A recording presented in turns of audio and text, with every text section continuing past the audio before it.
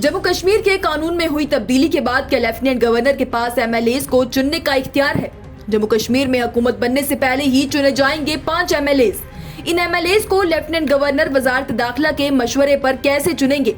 सियासी जमातें इस पर क्यों सवाल खड़े कर रही हैं? उनके खदशात क्या हैं और तज्जियाकार क्या कहते हैं? आइए आपको बताते हैं। जम्मू कश्मीर की सियासत गुज़िश्ता कई रोज से काफी ज्यादा गरमाई हुई दिख रही है। ऐसा इसलिए है क्योंकि यहाँ के असेंबली इंतखाबात के नताइज आने से पहले और यहाँ कोई हुकूमत बनने से पहले ही यहाँ 5 एमएलएज चुन लिए जाएंगे और उनका कहीं ना कहीं हुकूमत बनने में बहुत अहम किरदार भी होगा। और भड़की हुई आग में घी का काम कर रहा है ये खौफ कि कहीं इन चुनने हुए एमएलएज के पास वोटिंग का हक तो नहीं होगा। बताते चलें तो गुज़िश्ता रोज में ये ऐलान किया गया कि लेफ्टिनेंट गवर्नर वजारत दाखिला के मशवरे पर 5 एमएलएज को चुनेंगे, जिसके बाद ही इस मामले ने तूल पकड़ ली। चलिए पहले बात करते हैं कि आखिर ये इख्तियार लेफ्टिनेंट गवर्नर के पास कैसे आए।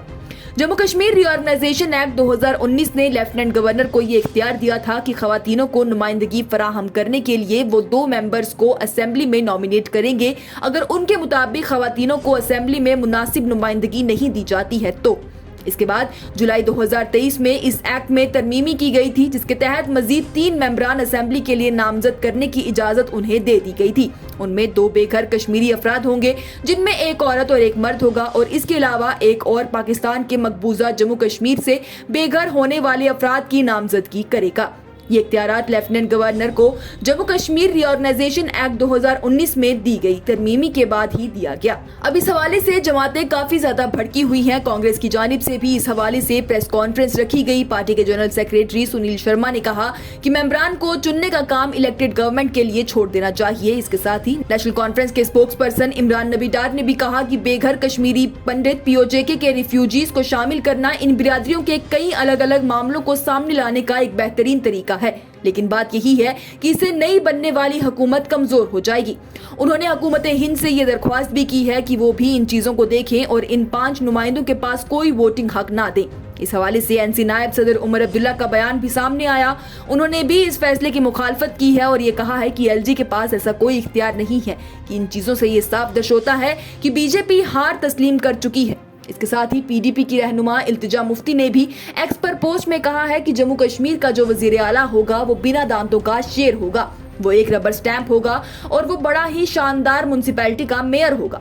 पीडीपी के लीडर इकबाल तिरंबू का भी ये कहना है कि इस तरह के इकदाम का मकसद इक्तदार में बैठी जमात को फायदा पहुंचाना है और ऐसा लग रहा है कि बीजेपी जम्मू कश्मीर में हुकूमत बनाने की कार्यवाही में बैकडोर से आना चाहती है। आपको बताएं तो इस हवाले से सियासी तज्जियाकारों का भी ये कहना है कि ये इंतजाम पुडुचेरी के कानून साजी के फ्रेमवर्क से मिलता जुलता है, जहां 4 नामजद अरकान पहले से मौजूद होते हैं। ताहम ये इकदाम जम्मू और कश्मीर में कानून साज काउंसिल यानी कि एमएलसी के खात्मे के बाद सामने आया है और नामजद एमएलए का इंतखाब 8 अक्टूबर को गिनती खत्म होने के फौरन बाद होगा, जिससे 15 अक्टूबर तक हुकूमत साजी हो सकती है।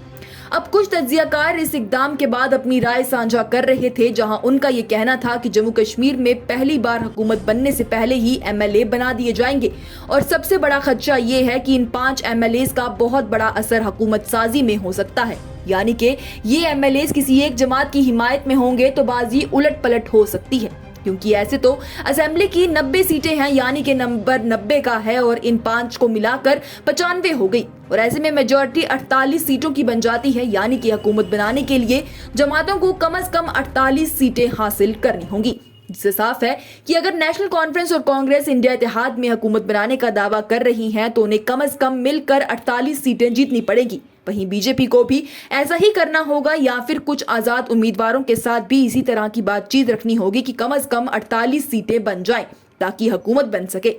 अब आगे क्या कुछ होगा, किसकी हुकूमत बनेगी, जम्मू कश्मीर में कौन बनेगा किंग मेकर, एनालिसिस क्या है, एग्जिट पोल न्यूज इनसाइडर 24/7 का क्या होगा, ये भी जल्द ही आप तक लाएंगे। तब तक के लिए मुझे दे इजाजत। आप देखते रहिए न्यूज इनसाइडर 24/7।